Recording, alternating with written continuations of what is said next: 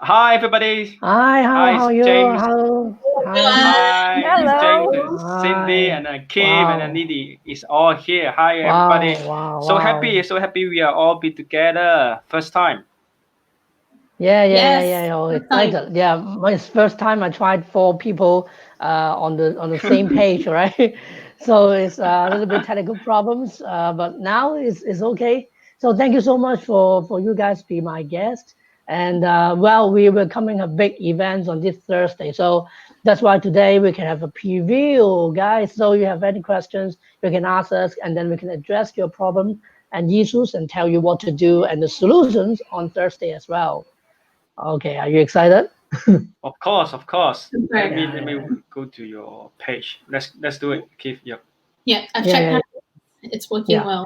Yeah. So guys, if you have any questions, comments, just type below and tell us where are you connecting from, your time zone, whatever. Just tell us more about yourself. Yeah, we want to Okay. see your comments. Yeah, yeah, yeah. So we also have a topic today. The topic is basically talking about six problems, six reasons that you cannot find a job, you cannot secure your offer, secure any interview, secure anything, about your career change. So we will go round the table and ask everyone, what's the reasons and how we can solve the problem. So six reasons for you to secure your job. So anyone more want to start first, or anyone want to say something? Okay, I'll start. So one of Yeah, the sure. first things that stops people from getting the job that they want is a lack of strategy. So Mm, most people think that oh, I'm not. They start to react rather than respond. So mm, they'll when people go on a job hunt, the first thing they do is they go to the job boards, they look for different jobs, and then they wait for a response from the HR. So they're just waiting for a response and doing what typical job seekers do, and mm, that doesn't get them anywhere. Or they get the same results over and over and over again, and they mm, get stuck in the same old job or a similar job over and over again. So it is a lack of strategy, and strategy is simply taking a big picture view and looking at it like a game plan. So actually, job hunting can be really fun. It is a game, and if you want to win this game, you need to strategize. So the mm, first problem that people have is they don't strategize or they use the wrong strategy, and this strategy keeps getting them to the same place. So when they don't change strategy, they will mm, stay the same, get the same results. Yeah. mm. Yeah, I do agree with you because I always tell my people, you can't use the same resume, same mindset, same Mhm. approach, and expect a different result. If you want something different, you need to use a different approach, different mindset, in order to give you something different. So this is what I always believe in as well. Yeah, Mm. good point, Cindy. Yeah, yeah, and I also think that people haven't think about their really career directions and focus and strategies, so that they would just okay, I apply everything, okay, I apply every Mm, roles. So that's a problem because they should have a target list like 10, 15 companies they really want, or maybe yep. categorize that. So these are my competitors. So of course it's a good company, but then they can say, okay, I want IBM, Microsoft, whatever, but they should have something in their mind what they want to do, and they should apply. Mm, In fact, Keith, you'd notice that there are many people, because of this pandemic, what they are doing is they just select a company. They don't select a role. They don't look at the mm, expertise that's needed for the role Yeah, and say there are 10 different vacancies, one for sales, one for marketing, one for accountancy, one for auditing, and they send the same resume without a single syllable changed to all the places, to that very company for all the positions. What happens? The HR just keeps hitting the reject button over and over and over again. So that is the worst approach to take. And like Cindy rightly pointed out, we need a career strategy. We need to know where we are headed. Mm. We need to start with our destination when it comes to our careers. We can't start vaguely and just go anywhere the path leads us. Mm. Yeah. Can we see the comments? I'm curious to see like where yeah. everyone's No, from. they are just saying hi to us. Yeah, saying hi, everybody. Yeah. Okay. Hi. Hi, everybody. Hi, yeah, James here. you're even selfie, right? So maybe Oh, okay.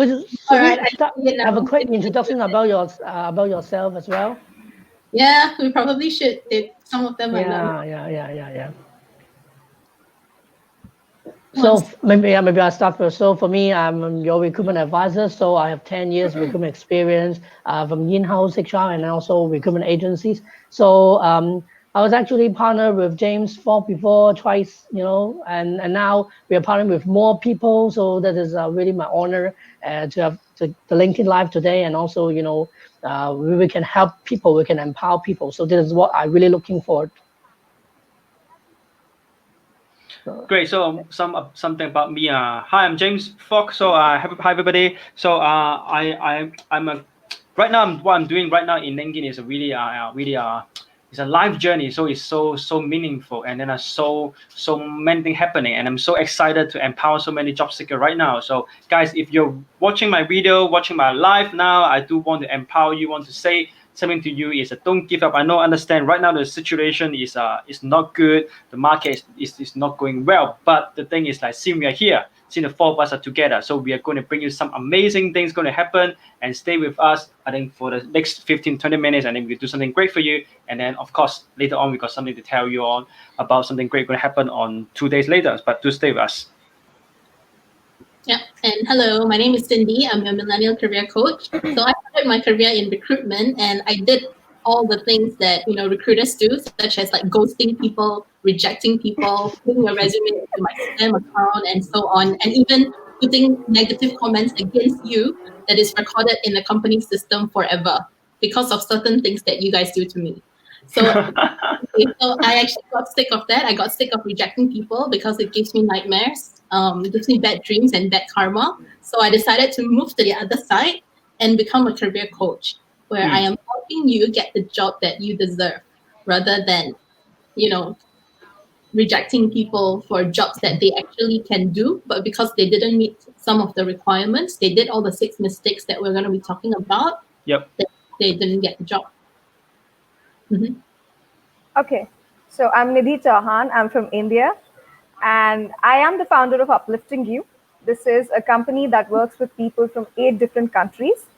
What we do is take you from the A to Z of recruitment, starting from your CV to your cover letters, LinkedIn profile, all the way to your interview coaching, negotiation, everything. And I've so far guided more than 10,000 people, students and professionals included. The maximum experience my client had was 27 and a half years of corporate experience. And honestly speaking, it's pretty surprising how some people with such little or too much experience can also end up making these 6 mistakes that we are about to talk about. And these mistakes are commonly seen everywhere. So if you stick with us for the next 20-25 minutes, you'll get to see more about these mistakes, and you'd understand why angelic recruiters still end up getting bad karma by ghosting.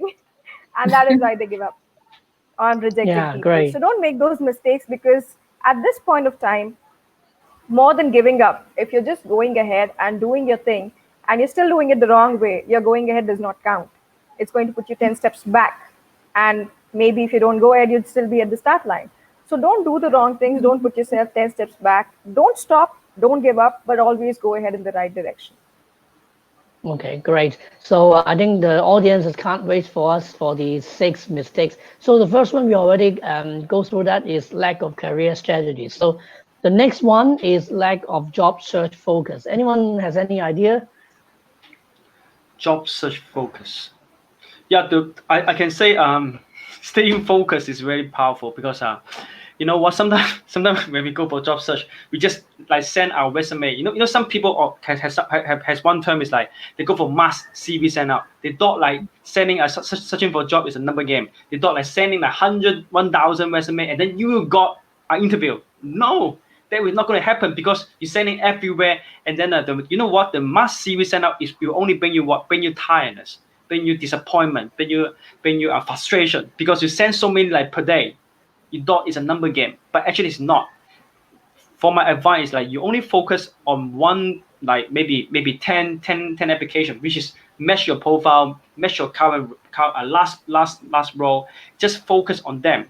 Maybe not just sending resume, maybe do some networking, maybe just go out and pitch the hiring manager. That will save you a lot of time, rather than just sending like thousand resume out. Good one.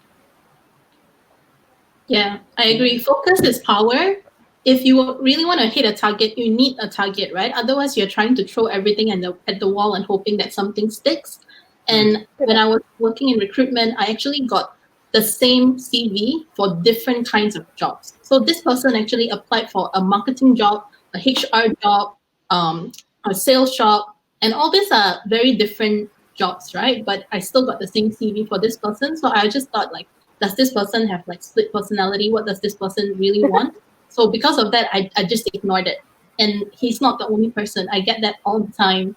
So that's one. The other thing is also not being focused on what you're really good at. What are you good at? What you're passionate about?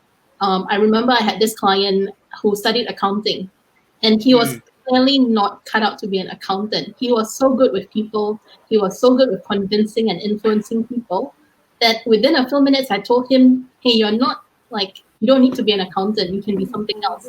And he was like, "What? I can do something else aside from accounting?" And then I said, "Yeah, you're really good at sales. You should be a salesperson." So today he's running a big business in China because he didn't go on the accountancy road and he went on the sales road, and he did really well. And now he's made enough to have his own business. Wow. Imagine if he didn't have great. that focus a few years ago, he would probably be living a miserable life as an accountant in Australia right now. Great. You change people's life. That's Amazing. Yeah. And you change In yourself. fact- Don't need to click the reject button. Yeah. In fact, to add to that, Cindy, very interestingly, people need to understand that we are, in fact, very fortunate to be living in an age where our expertise is not defined by the university degree that we hold.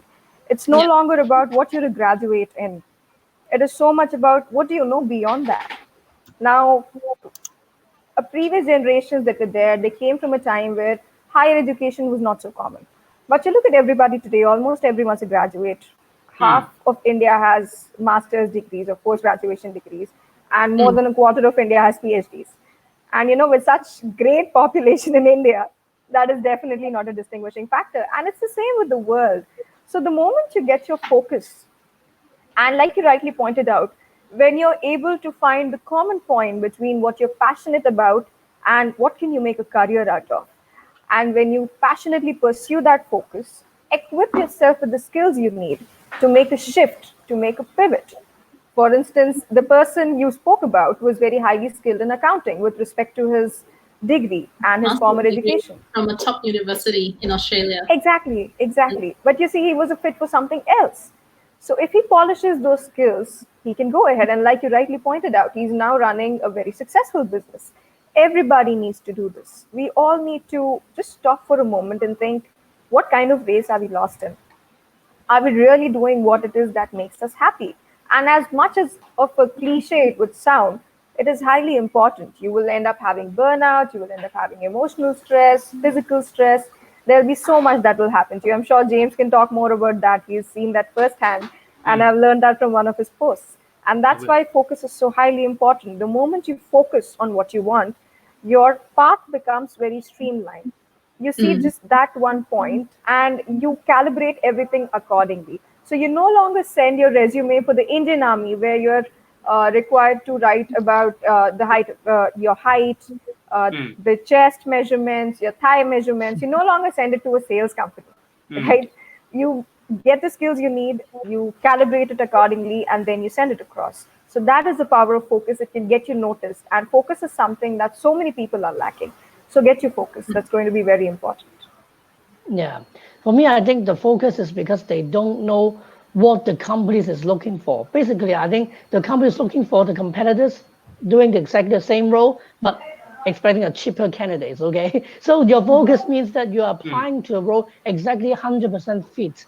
And that is the same job title, same thing, doing the same thing. Then you've got more higher chance to get into the company. But now people are just thinking, okay, I need to learn more. I need to have a promotion. I need to bigger scope. I need to move out of the country. So they apply the roles that is not your first priority, right? So that's why they don't lose the focus. They lose the focus. Yeah, this is what I think. Okay, so are we done for this topic? So we can move on to another one called lack of Sure. interview preparation. So I think I've interviewed like more than 6,000 candidates by phone, by Skype, by whatever.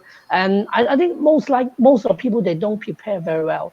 They either give very short answers or they give a lot of answers, like open the tap water, but there's no point. Okay, they just cannot answer your questions, and even though when you ask some competence-based questions, they just don't know how to handle it. So this is why they have the problems of interview preparation.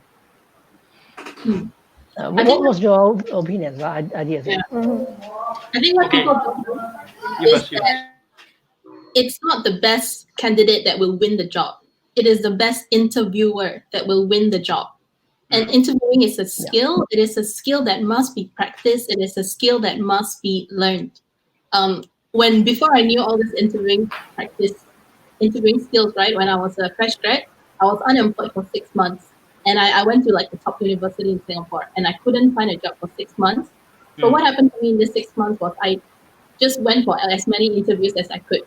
And then from those interviews, even jobs that I didn't want, I went for all those interviews and I learned what the people wanted and what they didn't like. But it took me 6 months to learn this. Imagine if you can actually learn this in just one session with us, where we can teach you all that you need to know to ace the interview. Yeah. What do you In think? fact, with the interviews, the biggest issue is that people are not prepared to see it from somebody else's perspective. You're not looking at yourself as somebody who's selling your skills. You just go there in the name of a casual conversation. Now, see, I understand that an interview is an exchange, but there has to be a line that you draw between your formal and casual exchanges. You can't ask the interviewer silly questions. If you look at many people who are recent graduates, most of the people ask, hey, are you married? Which part of India are you from? Do you really love your job? You ask them a question saying, where do you see yourself 5 years from now? And with absolutely zero research on the career levels in the company, they would say, I'll be the CEO within 5 years. For a 20-year-old to have that enthusiasm to be the CEO, great. You can nail it in life. But there's a glitch. There are corporate ladders in place, and there's a whole system in place for you to reach there. So people don't prepare, and then they don't look at it from the perspective of an interviewer. For instance, if I, as an interviewer, were to ask you, what is your weakness? The most common answer I get is, ma'am, I'm very hardworking. I am so hardworking that if I start working, I forget about food and water. I finish my work and only then I get up. And in the mind of the candidate is beaming with joy and thinking, wow, I just told them I'm such a dedicated person.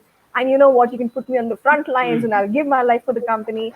And the recruiter is thinking, what a bore.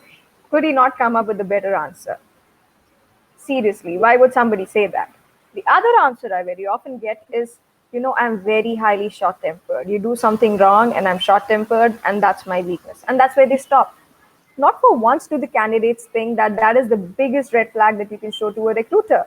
Why would a recruiter want to recruit somebody to work with a team of different people from different nationalities, from different places, different cultures, different cultural sensitivities? Somebody cracks a joke. This candidate gets angry, and the next thing you see is a big headline in the newspaper the next day. Why would a recruiter want that? You're making the recruiter shut doors on you because of lack of preparation. What do you guys who are watching think? Maybe you can leave in the comments below of a time where you had a difficult interview or any questions you've got with regards to interviewing, and then regarding you interviewing. can keep sharing.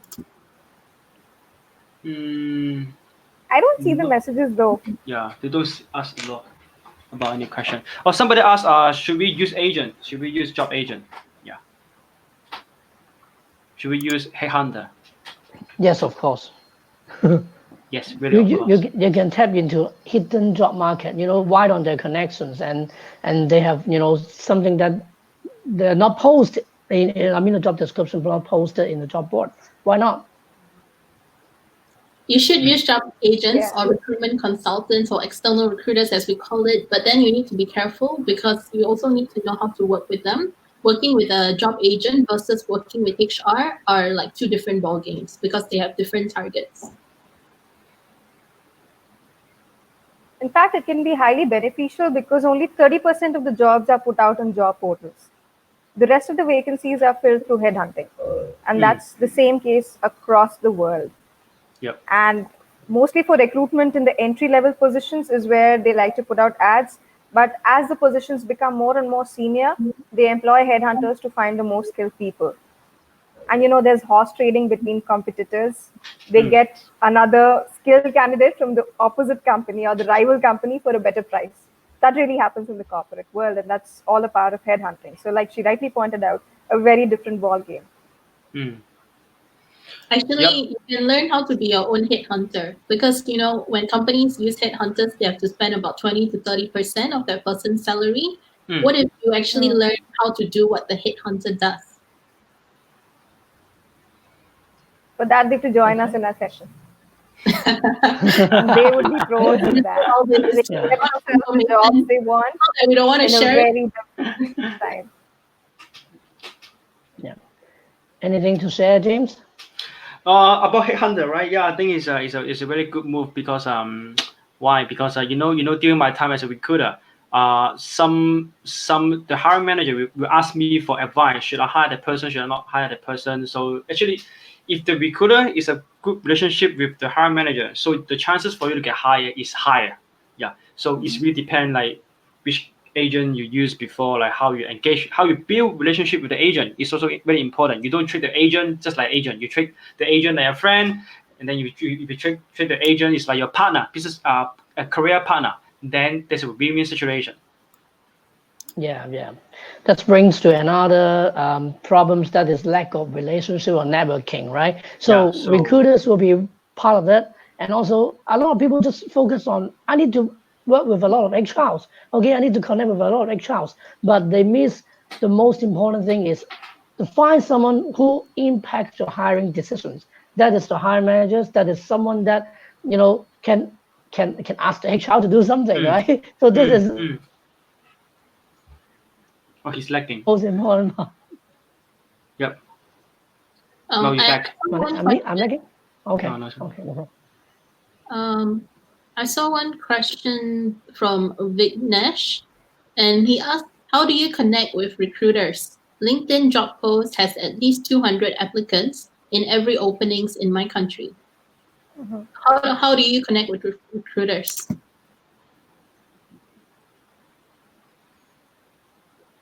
So how do we connect with recruiter? So basically, of course, go for LinkedIn first, right? Of course, go for LinkedIn, search the name as a consultant, but you need to search from your industry. You don't go anyhow. You don't go anyone to say, oh, I want a job. Maybe you're from IT background. You go for some consultant. They are from IT consultant.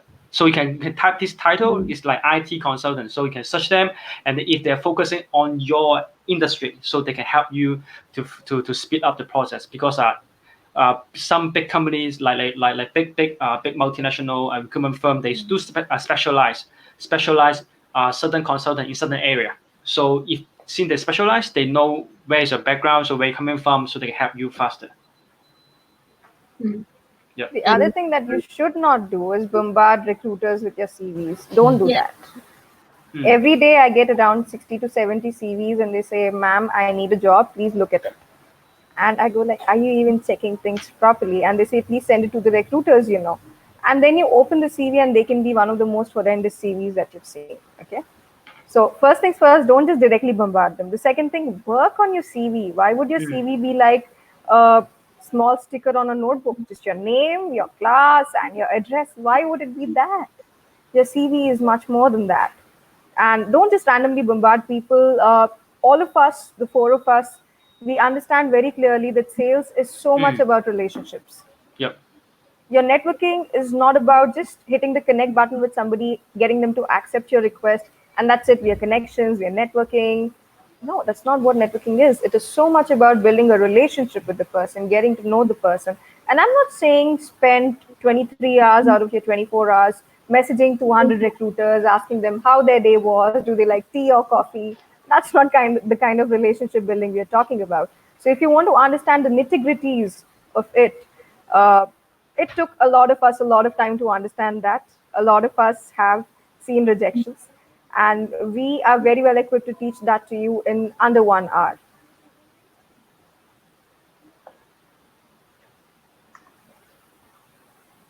Great.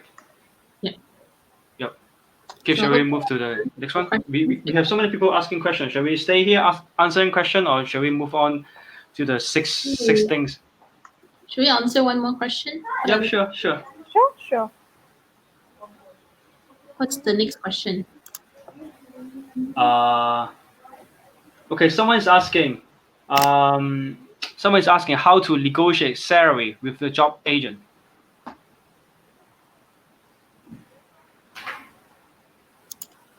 I mean, with the job agent, right? It's their job to help you negotiate a salary, because most job agents, they are paid by commissions. That means the higher the salary they get for you, the higher they get paid. So as long as you've got a good relationship with the recruiters and you give them a range, then they should actually be the ones that are helping you negotiate for the best salary if you're looking for a permanent job. But if you're looking for a contract job, then you probably want to negotiate the salary in a different way, because contract jobs, they are paid in a different manner than a permanent job. So contract jobs, they might actually want to cut you a little bit, like because of the way that the thing is structured. So you just need to have a walk away point, and don't give a number. Don't say like I'm looking at 50,000 per year. Like give a range, like 50 to 70. But of course, you always have to say that, money is important, but this opportunity is even more important. So I'm actually open to discussing things. There's so many ways you can negotiate your salary. Yeah. Anything you guys have to add? No, I think it's quite fair, because during my time, I always ask my candidate like how much they really want from their current role. I mean, example, like they may be $10, they want to expect like $13. So at least I know how much they really want. So at least I'm gonna fight for them, and then I always ask for like what's their bottom line, everything. So for those people you're looking for a job, you need to have the numbers in your mind. You don't have like I don't know how much I want. You need to have a number in your head when you're telling people, because you need to be firm about yourself. If you're not firm, people don't know what you really want, so they can help you in advance. So you need to be firm as well. Yeah. The only thing I'd like to add over there is you need to be realistic about your numbers. You can't be expecting an unrealistic amount for your skills. So as long as your amount is realistic and it is in the bracket that is affordable for the company as well. So you can't say a company has $1 million revenue, so let them give me $500,000. That's not how it works. You can't say I'm 1 in a million, so they'll give it to me. Right? So one of the things that you can do is get onto different job portals and find out the current salary that's being offered, and keep yourself in a safe range. Always give a range, as Cindy rightly said. So keep yourself in a safe range that is realistic and in accordance with the industry standards, the ongoing industry standards. As long as that's there, you'd be able to negotiate very well. Okay. Shall we move back to our topic? Yeah. And then we'll move to questions, because I saw other questions, but let's continue. Yep. Where are we? So where are we now? Yep. Lack of relationship and networking. Lack of relationship and networking. Okay. Okay. Most people, they don't know the importance of having networking, because they just thought like as finding a job is just like sending a resume, and that's it. This is the old thinking. There's more people, they were just like sending resume. But nowadays, you know what happened is like people hire people, right? People don't hire based on the paper. So if you have a good relationship over other job seeker, the chances for you to get hired is much more higher. But right now, most people thought is like, okay, I just send a resume and that's it, and wait for something to happen, wait for things to come to me. But this is not going to happen. You heard some of your friends, how come they can get a job so fast? You know what? Because they might know somebody in that company. Yeah. So this is how you need to start networking over now, because you don't have to wait until the right time to do it. To do this, you can do it anytime actually. Yeah. Number one preference of candidates is actually internal referrals. So maybe you're thinking, I don't know anybody in my dream company. is there no chance for me? I have no family members there. I have no friends there. Do you think that I still have a chance? Actually, the beauty about LinkedIn is that anybody is within your reach. They're only 2 degrees away from you. So as long as you know how to use LinkedIn the right way, you can still get to those people. In fact, if you're able to network strategically on LinkedIn, right, you're able to build a network that will support you and that will give you the latest information. Like most of the times when you network with somebody, maybe there isn't an open job at that time. But if you're able to nurture that relationship, if you're able to stand out on LinkedIn that they'll remember you, then maybe a few weeks, few months, few years down the road, they will still recommend you. You know, some of my, when I was in recruitment, I have actually placed candidates in multiple jobs because they were networked to me. And also it's about staying in touch with people. And you can't approach it with like, oh, I'm connecting with Nidhi today and tomorrow I'm gonna ask her, Nidhi, can you help me find a job? Like that's not how networking works either. You really need to learn how to play the networking game. And once you nail this, you'll be able to get almost any job that you want because that job is just based on, you know, one person's connection. In fact, to add to that, because of the kind of layoffs that are happening right now, you might find it very difficult initially to think of what company you should be joining, what role you should be joining in. The shock of being laid off itself is pretty strong, right?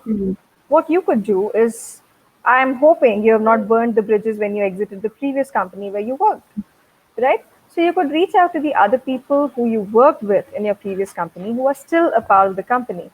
You could get a referral, and because you worked there earlier, you stand a better chance of getting recruited if you did good work over there. So those people know you, they know the kind of work you do, you have superiors who would be there to recommend you for the particular role, and obviously you'd become a preferred choice because it's more like a family member coming back. And in this time of crisis, any company, every company understands that any company that's going to support a member who's coming back is going to get that person's loyalty for life, right? This is a big game changer for so many companies. The world is watching what the companies are doing. So no company would take the risk of sidelining their candidates who worked with them earlier. So go out, reach out to those people, get the referrals you need, and start applying, even if it's to your previous organization. For all you know, you'd get a much better role than what you'll get somewhere else. Yeah, I agree. So, so we move on to other points like lack of creativities and like any confidence in job search, because everyone, I think James is talking about the same thing. It's the same approach, same method, same thinking. Everything is the same. Okay, they apply 1,000 jobs because the thing is a numbers game, right? And then they don't have feedback and responses, and then they're thinking about, is it my CV's problem, or is it my cover letter have to change, or I need to prepare some more things in interviews. They just question themselves. They just don't think, hey, is there any other ways, or is there any things they could do, just like networking or some other ways? So do you have any problems like your previous students or anyone you coached before, so they never change? Is there any situation like that?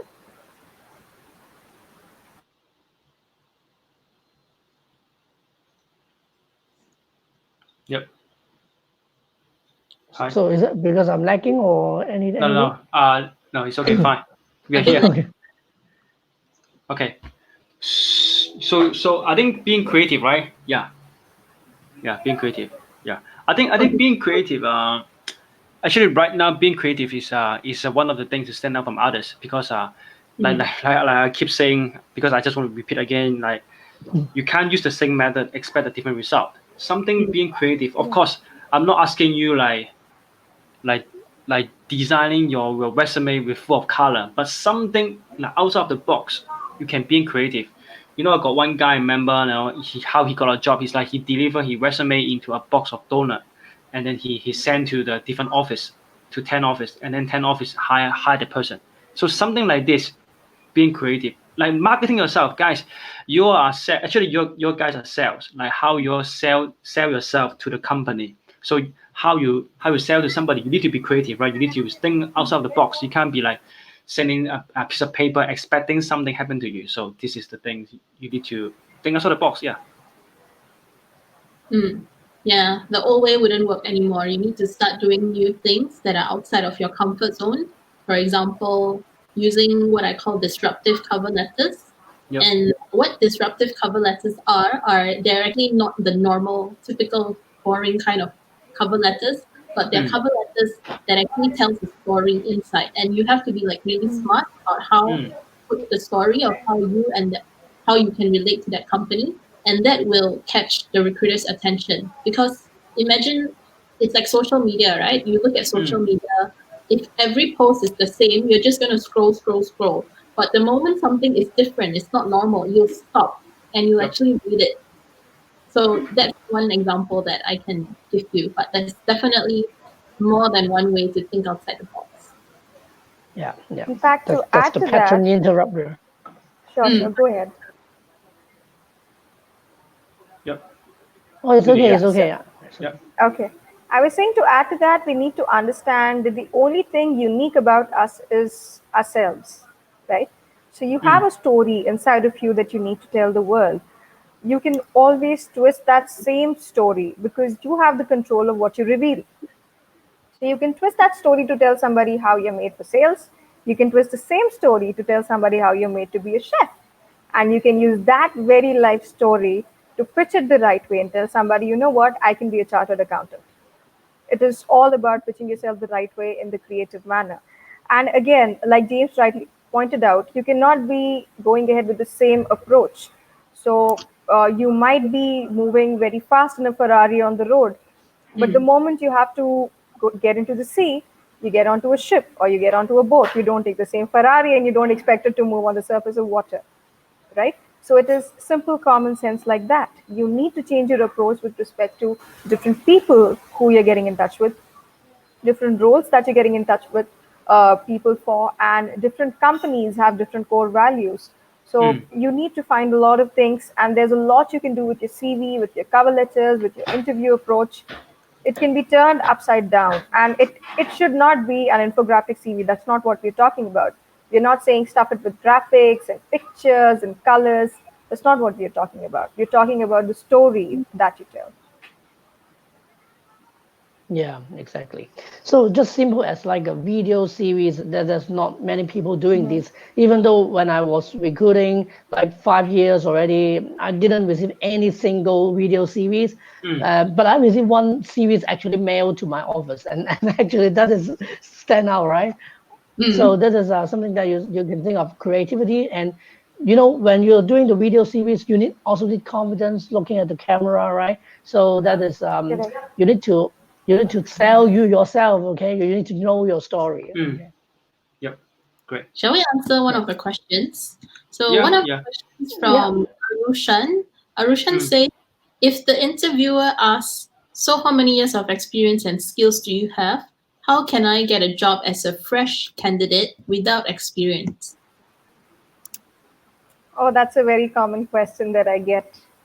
So you need to understand that you're being unnecessarily afraid. The job openings for freshers and experienced candidates are entirely different.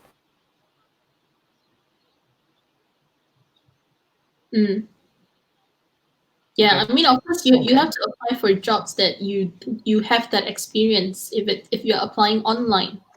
But there's always other ways. If you can go the backdoor way, if you know how to do it, people will create jobs for you, whether or not you have experience or not. Like I've hired interns and people without experience, and after I use them as an intern, I actually convert them to become one of the permanent staff, even though they don't have experience, because I've worked with them for a short period of time and I know that they can do the job even Yep. without that experience, or I can at least train them to do the job. It's the trainability that matters. You're on point about that. So as long as you show your recruiter that you're trainable, they won't even ask you for the experience you have. And as a fresher, the only experience per se that you can talk about is in terms of your internships, which is why in this lockdown period, there are so many work from home internships that are available.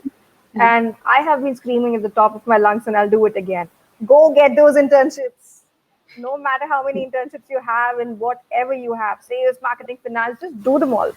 The best thing that will come out of it is you will taste different things and you will know what it is that you like. So, one is that. The second, in whichever field you choose to apply, even in the future, if you plan to change your field, you already have some exposure in that field, right? So, like James very popularly says all the time, it is attitude that is hired, Yep. right? So, as a fresher, if you have the right attitude, you're going to get hired. And like Cindy pointed out, it's a trainability that we look at. Are you trainable enough as a fresher? Everybody was once a beginner. Do you have the right attitude to be a good beginner? Is what matters. Mm. Yeah. Cool. Yeah. And I believe the fresher also knows a lot of tech things, right? So now we need the Yes. technologies to stand out as well. So they should do more, right? So let's move to final reason. So lack of HR knowledge, and they don't know the process. They don't know what the behind the scenes. There's always complaining. Hey, why don't you just feedback me? I Yeah. just received the reject message, but I don't know what exactly you guys are doing. So yeah, do you have any tips for the job seekers? Mm, This one. What I the think lack of HR knowledge is something that everybody faces unless you have a friend that's working in HR or Mm. recruitment, or unless you have had that experience before. Mm. That is why you'll notice that people who has worked in recruitment before and they actually Mm. did well at it, they have no problem finding any job that they want after that. Like I am set for Correct. life. Even if I lost my current job, I know how to get another job, even if it's a different field. All because my first job was as a recruiter. So I know all the inside tricks on how to really get a job.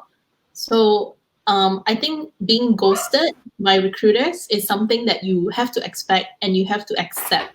So it's very normal for recruiters to get hundreds of Mm. resumes per day in their inbox. So you need to learn how to get behind that, like go behind closed door and find another way to get their attention. Um, what other examples can you guys think of? I think simply if they have no reply for you, you can just call them up. You got this is most people like they're afraid to call them up, they're afraid to follow up. So actually, it's okay to follow up with them because of course I'm not asking you like follow up with them like 10 times per day. You got a secret, okay? Maybe today you follow up, maybe a few days later you follow up again. So it's always to be proactive, being outgoing, being upfront, to telling them I want to see anything I can add on, anything I can help you on. Like this will give people a good impression, not pressurize them, but give them a signal that you're really keen about the job, and just ask them for feedback, even though if they say no to you, and then say, may I know the reason so you can improve on for your next job. Yeah. I think what I would like to add to that is a huge amount of gap that there is in the understanding of the recruitment procedure itself. Now, my favorite example that I would like to give you is from a group discussion that I once conducted for recruitment. So, all these people were sitting there, and I gave my favorite topic: love marriage versus arranged marriage. Now, Mm. that's an amazing topic because people have different opinions on that. What I didn't know, though, is that there was a committed couple sitting over there right opposite each other. So the guy started off with why arranged marriage is amazing and why it's better. And while that was happening, the girl started to get all angry, and suddenly she got up and said, "What do you know about love?" Okay, Mm. so that is the kind of lack of understanding that they have. The recruiter has not traveled so far to know whether or not you have love marriage or arranged marriage, right? That's not what they traveled for. They are here to know whether or not you have the right kind of perspective, how you think, what you think, how you analyze. Are you biased? Do you base your conclusions on logical proof, on data? What is your Mm. outlook? Are you capable of critical thinking? There's so many things that come out through the group discussion itself. So students and other candidates, even experienced professionals, don't understand that. And in the end, they ask for feedback. The thumb rule here is that you've come there to get tested. You've not come there to get trained. If you go there to get Mm. trained or you come to coaches like us to get trained, you get comprehensive feedback. Trust me, we Mm. can go on for hours and hours and hours about everything that went wrong and a couple of more hours about what you can do right. So, if you go to a recruiter and say, I need feedback, you just need to give me feedback, and then start saying, oh, this company is terrible, they didn't even give me feedback because I got rejected, you are wrong in your expectations. So first, set your expectations right. You're going there to get tested and not to be trained. It's about knowing how people are getting rewarded. People behave in a certain way because they're rewarded in a certain way. How do you think recruiters are rewarded? They're rewarded when they have star candidates, and this candidate is going to bring them money. And who's the one paying them the money? Is it you? No, it's not. It's the client. The client's paying them money. So why should they give you feedback unless you are a very placeable candidate, meaning that there's a high chance that they can make money off you? Then they'll be happy to sit you down. Hey, James, this is what went wrong. This is how you can do better. Now, go.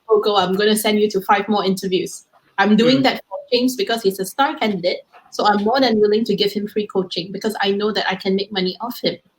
So you need to know how to communicate with recruiters, and that is why our jobs are very different. Like Nidhi said, our jobs are very different from recruiters. We don't work for companies or employers. We work for you, and we want you to get the job. Yeah. That is why we come together. Okay, this is our mission: is to help more people, add more values to people. Yeah. So maybe James, you talk a little more about our coming live events on Thursday. But yeah, on this Thursday, what going to happen is the 4 of us is going to join force.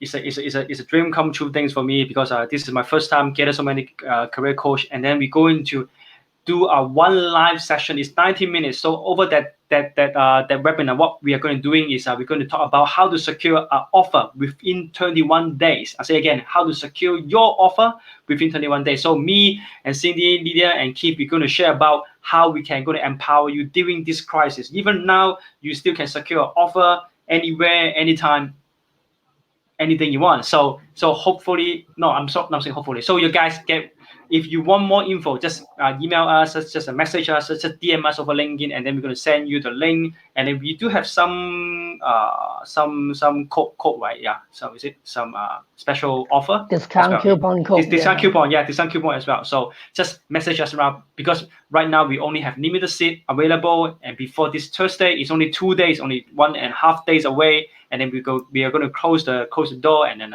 we hope to see you there.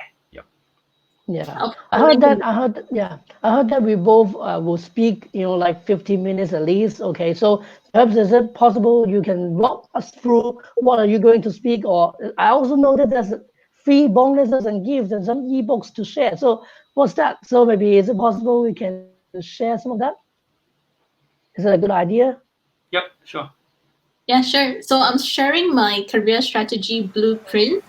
And along with that, I'm giving a career clarity workbook as well as what's your career path assessments. So did you know that there's actually only about 5 career paths that you can choose? And if you take that assessment, you'll be able to decide which one is best for you. And the career clarity workbook will help you to find career clarity through different exercises inside. Great. So I'm sharing with you the 360-degree feedback approach to turn your career around. So this is the thing that will help you get the feedback that you need, not from the recruiter's mouth, but from so many other mouths that will count. Okay.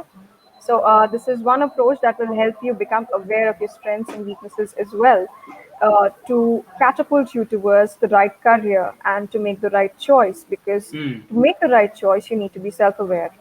You need to understand what it is that you're cut out for. And the second thing that I'm going to share is the 51 top interview questions. And these are questions that have been asked to my clients, whether they went to interview for Microsoft, or Qualcomm, Amazon, Flipkart, name the biggest companies, and they have been asked these questions. So I'll be sharing these questions as well in a free ebook with you, which you get only if you sign up with us for the session. Yeah, great. So I'm going to share with you some powerful LinkedIn tricks and tips and strategies, so that as you notice from our whole life, we're talking about networking, relationship. So LinkedIn is the right tools for you right now, and there's a lot of recruiters using it every day. So you have to stand out. You have the personal branding. You have to know the script. You have to know how to connect with people. So this is I want to share with you, and you can connect anyone. Get the hidden job market and offer. And therefore, my free bonuses and gifts. So I will give you the CV guidebook and also the interview tips and guides, so that when you go to interview, when you write your CV, so you know what you should do. Yeah. Guys, so I think you see the link at the comment there. So do click in there, and I'm gonna see you there on this Thursday at 9:30 Hong Kong time. Yeah, I think the time will be there. So we'll see you there. Yeah, Hey, did you see this? We're the Career Avengers. Join us. Yeah, Yeah. looking for your guys to join us. So I know you guys still got many questions to ask us. It's okay to ask us on that day. On that days, we still have time for Q&A. Okay, so do ask us on the day. Okay, so that's about all for today, and then I'm gonna see you on this Thursday. Bye. See you there. Bye bye. Join Bye us. bye. Goodbye. Bye bye. Bye. Keith is lagging again. Bye. Bye bye. Bye bye. Keith is a slow goodbye.